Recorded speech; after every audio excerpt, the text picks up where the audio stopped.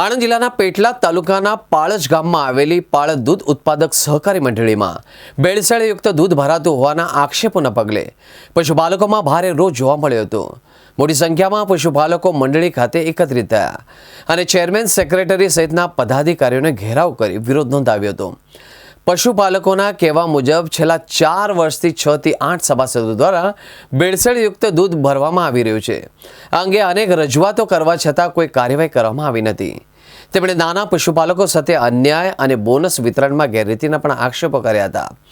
દૂધ મંડળીના સભાસદ દ્વારા ભેળસેળવાળા દૂધ મામલે હોબાળો કરી ભેળસેળવાળું દૂધ ભરનાર સભાસદોને સભાપતિથી દૂર કરવાની માંગ કરી હતી। સભાસદોએ ઉગ્ર હોબાળો કરતા પોલીસ બોલાવવામાં આવી અને પોલીસે દોડી આવેલો મામલો થાળે પાડ્યો હતો। હોબાળાને લઈને ડેરીમાં ગ્રામજનોના ટોળે ટોળા ઉમટી પડ્યા। સભાસદોએ જ્યાં સુધી ભેળસેળયુક્ત દૂધ ભરનાર સભાસદો સામે કાર્યવાહી કરવામાં નહીં આવે ત્યાં સુધી દૂધ મંડળીમાં દૂધ ભરવામાં નહીં આવે તેવો નિર્ણય કરતા મામલો ગંભીર બન્યો હતો, જેને લઈને મંડળીના સેક્રેટરી દ્વારા સભાસદોને સમજાવવાની કાર્યવાહી હાથ ધરી હતી। સેક્રેટરીએ ખુલાસો કરતા કહ્યું કે જે સભાસદોએ ભરેલું દૂધ અસામાન્ય હોવાનું ખુલ્યું છે તે સભાસદોનું દૂધ સ્વીકારવાનું બંધ કરી દેવાયું છે, તેમનું બિનજપ્તી કરી લેવાયું છે અને તેમને સભાસદ પદેથી દૂર કરવાની કાર્યવાહી પણ કરવામાં આવશે। સભાસદ ડેરીમાં મારું દૂધ ચાલુ આવે છે ડેરીમાં, પણ જે અત્યાર સુધી અમે જે કાલે પરમ દિવસે દૂધ પકડ્યું કેમિકલનું 200 લીટર દૂધ પકડ્યું બરાબર, તો અમને કાયદેસરની કાર્યવાહી થવી જોઈએ।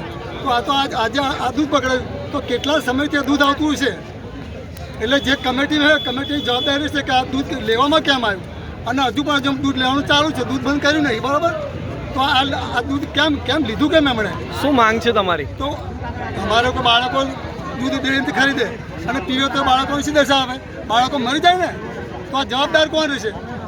કે અમે બીજા નાના સભાસદો દૂધ સાવ દૂધ આવતા એ બિચારા ખોટો અપસેટ આવે એમની બરાબર। એટલે આ જે ભેળસેળ દૂધ આવ્યું કેમિકલવાળું, જે 7 જણા નામ જાહેર થયેલા છે એમને કાયદેસરની કાર્યવાહી થવી જોઈએ। ડેરીમાં મારું દૂધ હાલની તારીખમાં ચાલુ છે। નાના ગ્રાહકોના ફેટ ઓછા બોલે છે, ભેળસેળવાળાના ફેટ હોથી ઉપર બોલે, એમના હો બોલે। જ્યારે ડેરીમાંથી ઓડિટ આવે છે તે ઘડીએ 50 લીટર દૂધ આવતું હોય એનું તે ઘડીએ 30 લીટર દૂધ આવે છે। બીજા નંબરમાં કહેવાય હોમી ડેરીમાંથી ફોન થઈ જાય છે, એટલે એવા બીજા તબેલાનું દૂધ બટાડવા ખાતર ઘણા વખત લાવે છે। આ લોકો જે દૂધ મંડળીમાં ભેળસેળવાળા દૂધવાળાનું દૂધ વધુ બોલે છે, નાના ગ્રાહકોનું ઓછું બોલે છે અને ફેટ એમનો સારો બોલે છે। જ્યારે ડેરીના ચેરમેન તથા સભ્યોને કહે છીએ તો એ લોકો એમ કહે તમારે રેડવું હોય તો રેડો, ના રેડવું હોય તો આવશો નહીં, તમારી ઉપર ડેરી ચાલતી નથી, તમારે જે કરવું હોય એ કરો। આજથી 2 વર્ષ ઉપર મેં આણંદ અરજી કરેલી, એ અરજીમાં જે કોઈ નિકાલ આવ્યો નહીં। વેપારમાં જે પકડાયેલા સભાસદ હતા એમના જે દૂધમાં ભેળસેળ આવેલું છે એના માટે અમે જરૂરી કાર્યવાહી કરી। શું કરવામાં આવ્યું છે? એના માટે દૂધ બંધ કર્યું છે, એનું બોનસ જપ્ત કર્યું છે, પછી સદસ્ય સભાસદ પ્રમુખ બંધ કરીશું, પછી એનું જે દૂધ અત્યારે જે પાછળથી આવશે એ તોય પણ બંધ કરીશું અને અત્યાર લગી જે બોનસ ભર્યું હોય એ બોનસની રકમ પણ જપ્ત કરવામાં। કોઈ કાયદેસર કાર્યવાહી કરવામાં આવી છે? ના, કારણ કે કાયદેસર કાર્યવાહી આપણે શું છે, સભાસદને આપણે પેલા એના લીધે આપણે નહીં કરતા, કદાચ કહીએ તો આપણે ડેરી બંધ થઈ જાય એની વિચારણા કરવા માટે અમે કશું કર્યું નહીં। કોઈ આ જે કેમિકલયુક્ત જો કોઈ દૂધ પી જાય અને આનું નુકસાન થાય તો એનો જવાબદાર કોણ હશે? જવાબદાર તો અમે પોતે જ હોય છે, કર્મચારી પોતે, પણ એ શું કરે? કારણ કે સભાસદને લઈને આવે તો અમને શી રીતે ખબર પડે કે એ ભાઈનું આવું જ છે દૂધ?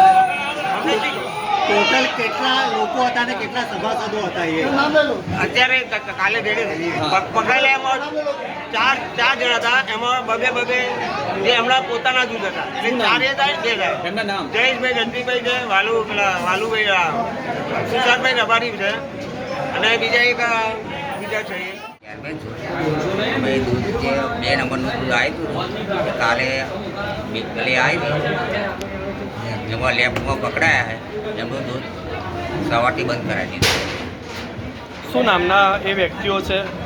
શું કોણ નામના વ્યક્તિઓ છે? સુશાંતભાઈ રબારી છે, જયેશભાઈ। આખું નામ કહેજો, આખું નામ. જયભાઈ રત્નીભાઈ. તો શું એની પર શું આગળ કાર્યવાહી શું કરવામાં આવશે? શું એક્શન લેવામાં આવશે એમના પર? એક્શનમાં એમણે દૂધ બંધ કર્યું છે અત્યારે. અને એક્શનમાં કાલે પોલીસ વાળા એ તો અમે કેસ કરીએ મંડળીવાળા. બીજું શું કરીએ?